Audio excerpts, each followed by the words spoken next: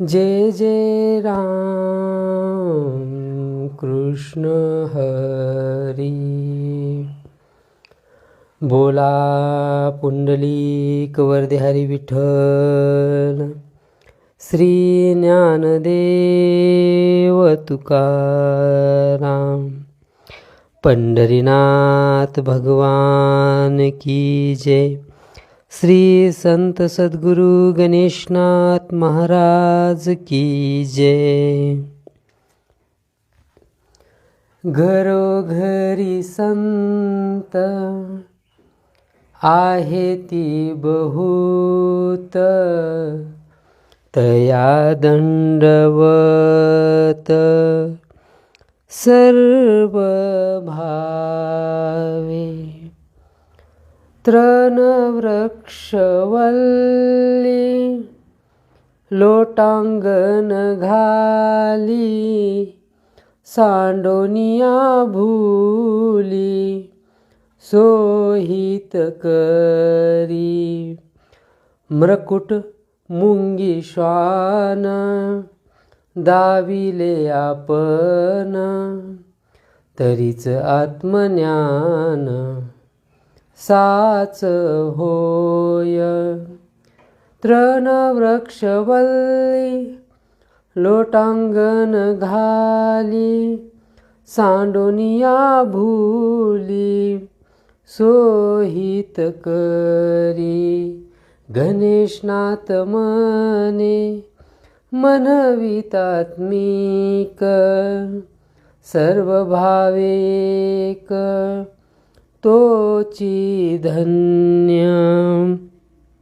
तृणवृक्षावल्ली लोटांगण घाली, सांडोनिया भूली सोहित करी।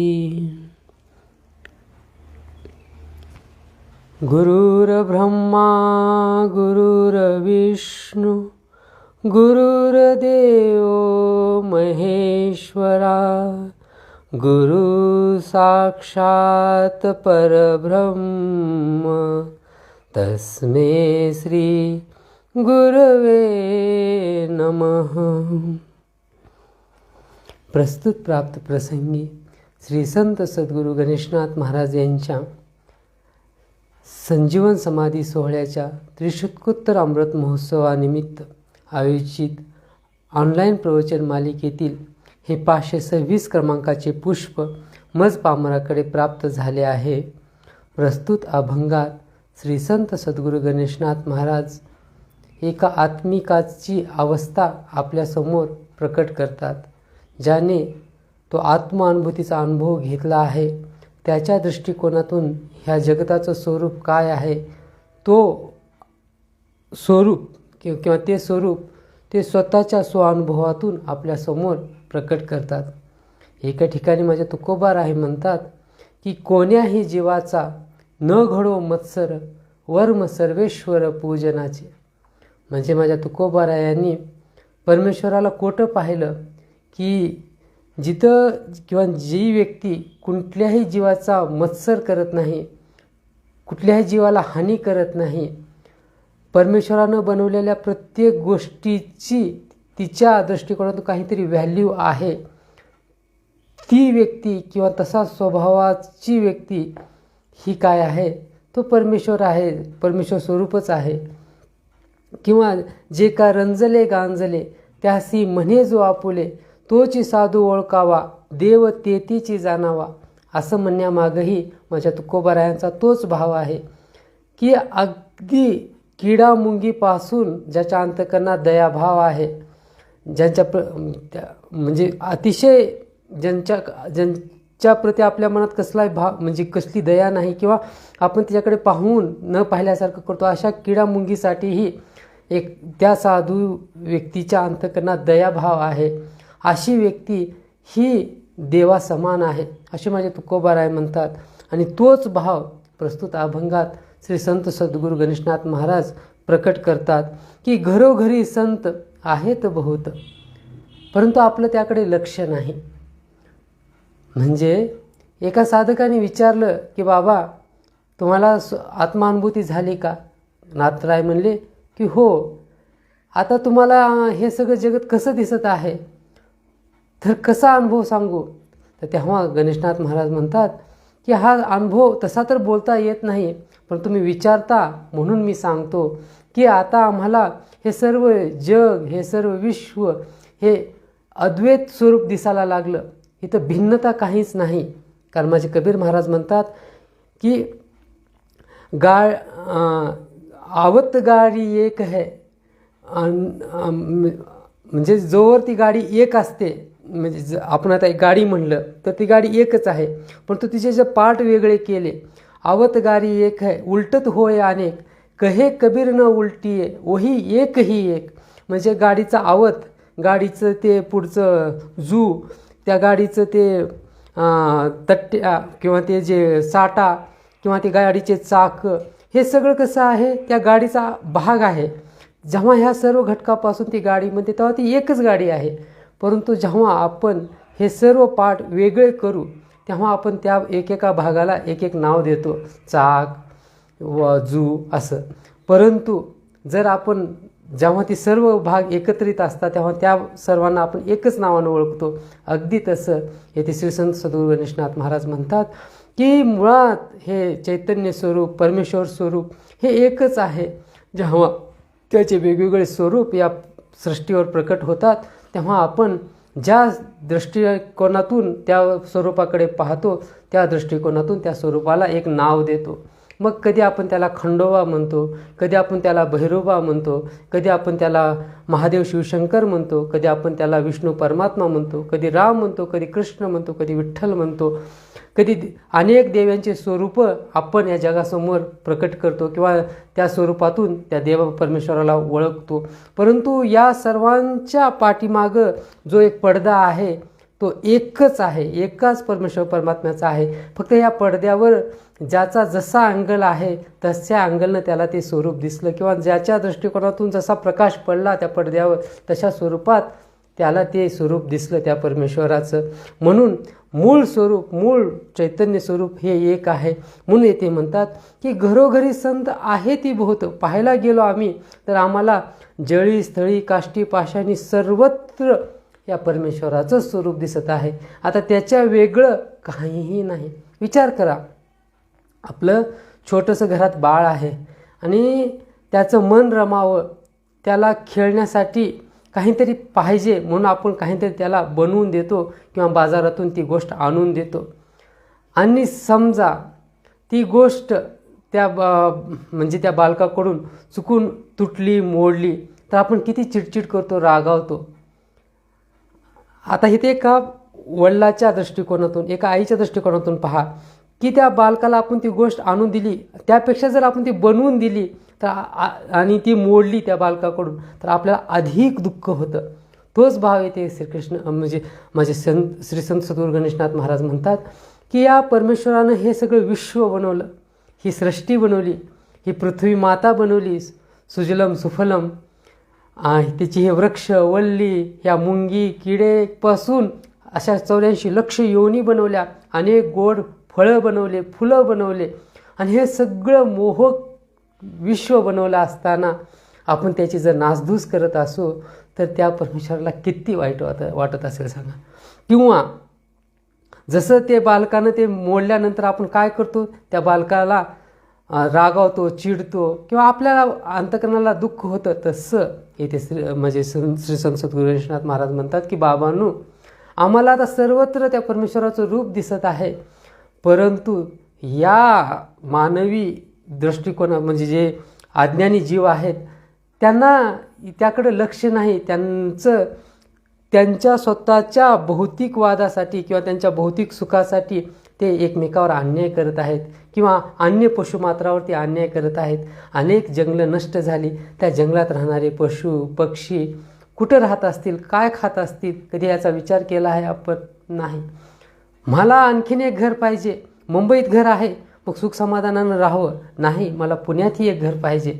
ठीक आहे, पुण्यात एक चाल, नाही मला आणखीन दुबईत एक घर पाहिजे, तिथे कशा पाहिजे, कधी तर टूरला गेलो तर तिथेही आम्हाला राहायला हवं. नाही मला वेरूळ अजंठाला तिथे एक घर पाहिजे. कशासाठी, तर तिथेही आम्ही कधी टूर फिरायला गेलो तिथेही मला उटीला एक पाहिजे. मग नवे नवे मला अमेरिकेतही एक घर पाहिजे.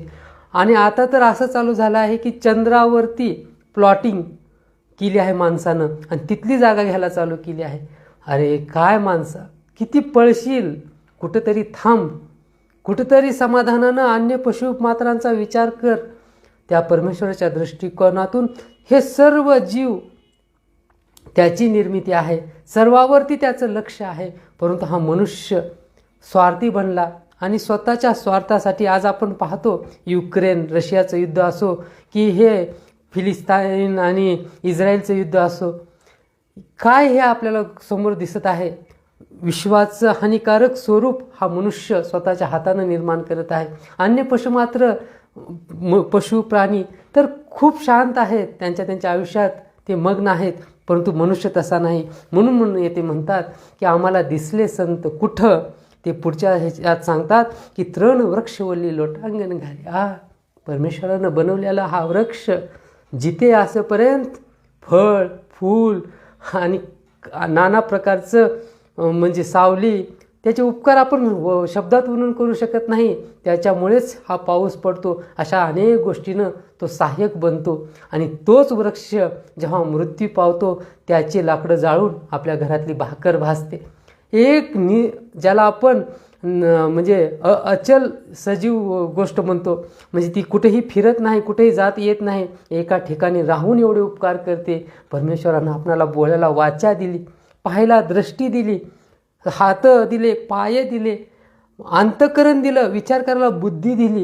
एवढं सगळं देऊन आपण त्या वृक्षाच्या कवडी मोलही गुण घेत नाही, कवडी मोलही आपण उपकार करू शकत नाही. लाज वाटायला पाहिजे मनुष्य म्हणून घेण्याचे आपल्याला. म्हणून ते म्हणतात की आमच्यासाठी संत कोण आहेत. माझ्या दत्तगुरूंनी 24 गुरु केले, त्या 24 गुरूंची यादी काढून पहा. त्यातही त्यांनी अग्नीला पृथ्वीला आपला गुरु मानला आहे. कारण संत साधू महात्मे हे पंचमहाभूतापासून खूप काही शिकतात, या सृष्टीतल्या अनेक घटकांपासून शिकतात. आणि तसाच भाव येथे नाथराय म्हणतात की आमच्यासाठी संत कोण आहेत. तृण वृक्षावल्ली लोटांगण घाली. आणि त्या तृण वृक्षावल्लीमध्ये कुठला अहंभाव नाही, अहंकार नाही. त्यांचा तो भाव समूळ नष्ट झाला आहे. आणि ते काय करतात, त्या वल्ली लोटांगण घेतात. एक प्रकारे असं वाटावं, असं चित्र प्रकट होतं ते की ते या परमेश्वराच्या चरणी लोटांगण घेत आहेत. धन्य परमेश्वरा की तो आम्हाला जन्माला घातलं, सांडून या भुली सोहित करी. आणि स्वतःचं सोहित साधतात. कसं सोहित साधतात, तर उपकार करून या मनुष्य समाजावरती. आणि त्याच प्रथम चरणाच्या शेवटच्या भागात म्हणतात की तया दंडवत सर्व व्हावे. आणि अशा या सृष्टीतल्या घटकांना मी गुरु मानतो आणि त्यांच्या चरणी सर्व भावे काय करतो, दंडवत घेतो. पुढे म्हणतात की मरकट मुंगी श्वान दाविले आपण. माकड पहा, मुंगी पहा आणि श्वान पहा, यांचेही अगणित उपकार या विश्वावर आहेत.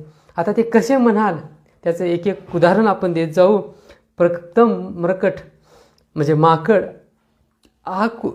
त्याच्या ह्याच्यात म्हणजे हे आहे. मूळतः आपण असं म्हणतो की मनुष्य जातीची निर्मितीच माकडापासून झाली आहे. परंतु माकड अजूनही स्वतःच्या प्रेमाला किंवा स्वतःच्या त्या सद्गुणांना त्यानं साठवलं आहे अंतःकरणात. तो कधीही तो आटापिटा करत नाही. घर म्हणजे ज्याज आपण करतो सृष्टीची हानी, मग ती वेगवेगळ्या प्रकारानं असो, तशी हानी हे वायू प्रदूषण, जल प्रदूषण किंवा अन्य प्रदूषणाच्या ज्या गोष्टी आहेत, अणुबॉम्बची निर्मिती किंवा अनेक ज्या गोष्टी आज विकासाच्या नावाखाली आपण करत आहोत, त्यामुळं काय होत आहे, या सृष्टीची हानी होत आहे. परंतु एका माकडाकडे पहा, ते असं सगळ्या गोष्टी करत बसतं का, तर नाही. झाडाचा पाला खाऊन आपलं आयुष्य जगतं. आणि याच कदाचित माझ्या सद्गुरू गणेशनाथ महाराजांना ते माकड दिसला असेल की ज्यांनी माझ्या प्रभू रामचंद्रांची वनवासात सेवा केली, ज्यांनी सीतामाईंना लंकेतून सोडवण्यासाठी प्रभू रामांची मदत केली. जर तो एक अज्ञानी जीव आहे, त्याला ना बोलता येतं, जर त्या जीवाकडून एवढं सर्व सत्कार्य होत असेल, मग आपण तरी किती सत्कार्य करावं. आपल्याला तर किती भरभरून गोष्टी या परमेश्वरानं दिल्या आहेत, मग आपण का करत नाही, का करत नाही हा प्रश्न येथे श्री संत सद्गुरू गणेशनाथ महाराज आपणाला विचारतात. मुंगी, आपल्याला वाटतं की एवढा छोटासा जीव मुंगी काय चीज आहे. हो, हा जेवढं विज्ञान डेव्हलप झालं, पण असा एक प्राणी आपण निर्माण केला आहे का की ज्याला बॅटरी लावायची नाही किंवा ऑटोमॅटिक कुठलीच यंत्रणा न वापरता ते चालू शकेल, ते जीवित होऊ शकेल? नाही, करूही शकणार नाही. आपल्याला त्याला बॅटरीचा, त्याला कुठल्या तर पॉवरचा सपोर्ट द्यावाच लागेल. परंतु विचार करा, काही क्षणात हजारो लक्ष योनी जन्माला येतात आणि हजारो लक्ष हे कीटक जीव मृत्यू पावतात. हे विश्व कसं चालत असेल? अशा बघा, छोटे छोटे कीटक, छोट्या छोट्या मुंगी, आणि हे सगळं कोण बनवलं आहे? परमेश्वरांना. आता तुम्ही म्हणाल की या मुंगीचं आमच्या आयुष्यात काय महत्त्व? खूप महत्त्व आहे. जे आपण पाहतो ना की घरातील पडलेली कोपऱ्यात कुठेतरी घाण, त्याच्यापासून होणारं विविध प्रकारचं प्रदूषण, या सर्व गोष्टींना कंट्रोल करण्यासाठी मुंगी हा खूप महत्त्वाचा जीव आहे.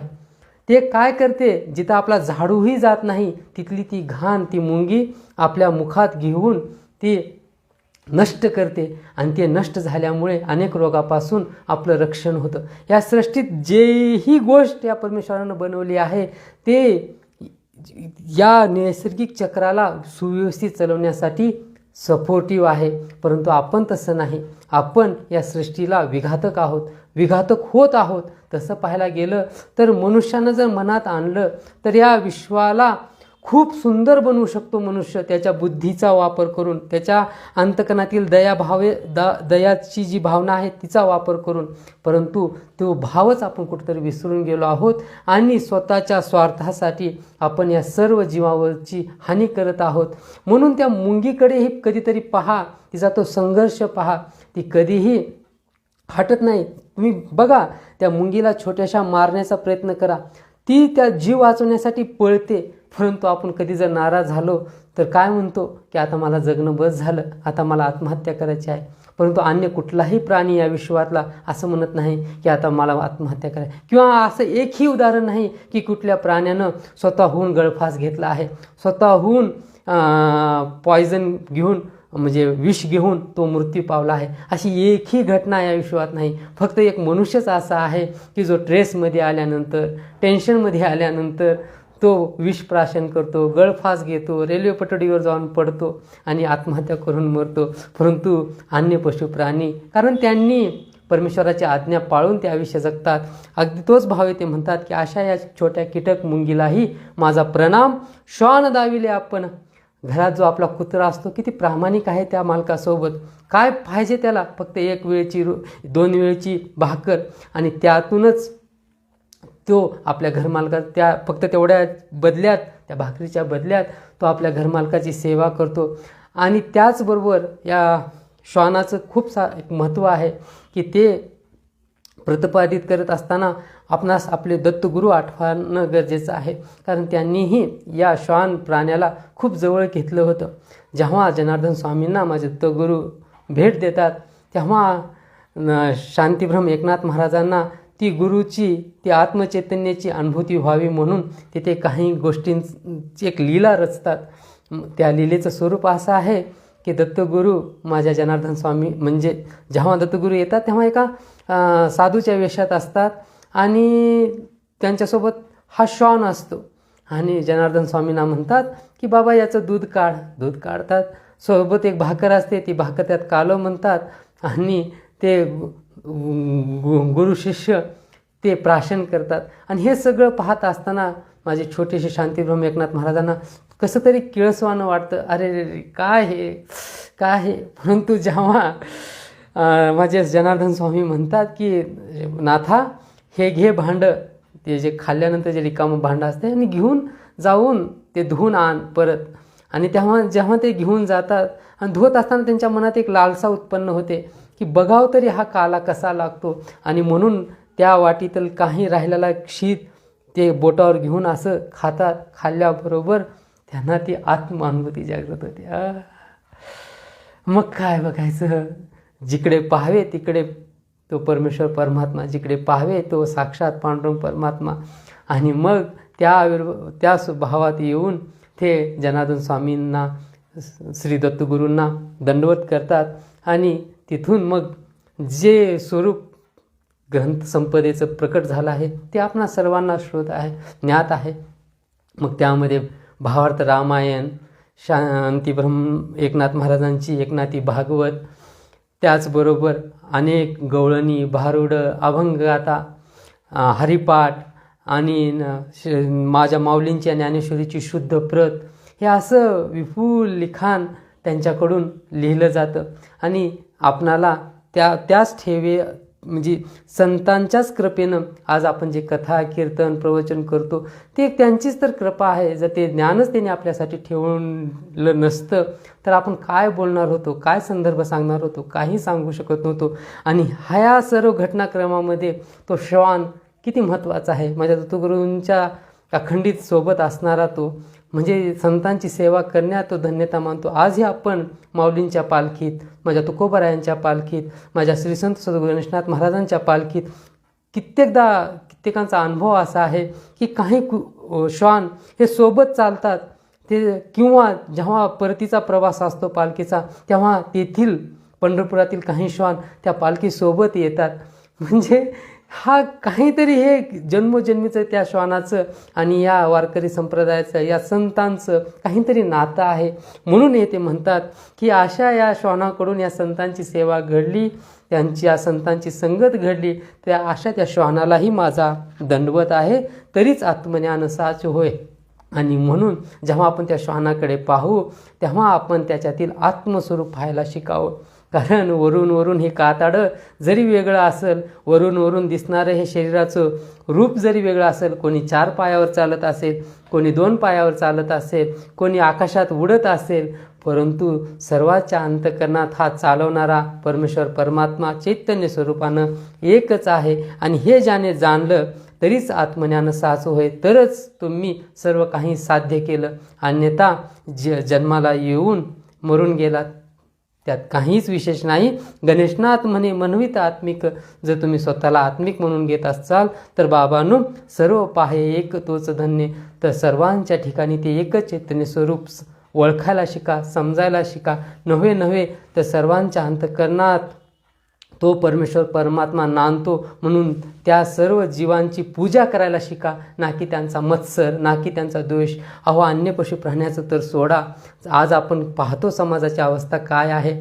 जर एखादा लंगडी व्यक्ती असेल जिचा पाय आदू झाला आहे तर त्याला आपण लंगडं म्हणून हिणवतो, त्याला समाजात म्हणजे असं कमीपणानं त्याला हे करतो. एखादी आंधळी व्यक्ती असेल तर तिच्या प्रतिही आपण अंतःकरणात भाव, दयाभाव न ठेवता तिचाही मत्सर, द्वेष करतो.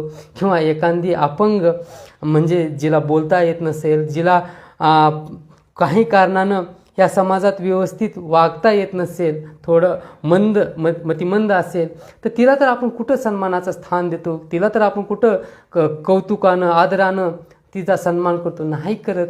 आज ते करणं गरजेचं आहे. आणि हे करण्यासाठी आपल्याला ते आत्मस्वरूप जाणणं गरजेचं आहे. सर्वांच्या ठाई तो परमेश्वर परमात्मा नांदतो, हे संतांनी सांगितलेलं वचन अंतःकरणात फक्त उतरावणं नव्हे तर त्याप्रमाणे आयुष्यातही ते जाणणं गरजेचं आहे. आणि हाच भाव माझ्या शांतीब्रह्म एकनाथ महाराजांनी जाणला होता, म्हणून त्यांना गाढवातही तो रामेश्वर दिसला आणि त्याचा अभिषेक त्यांनी त्या गाढवाला पाणी पाजून केला.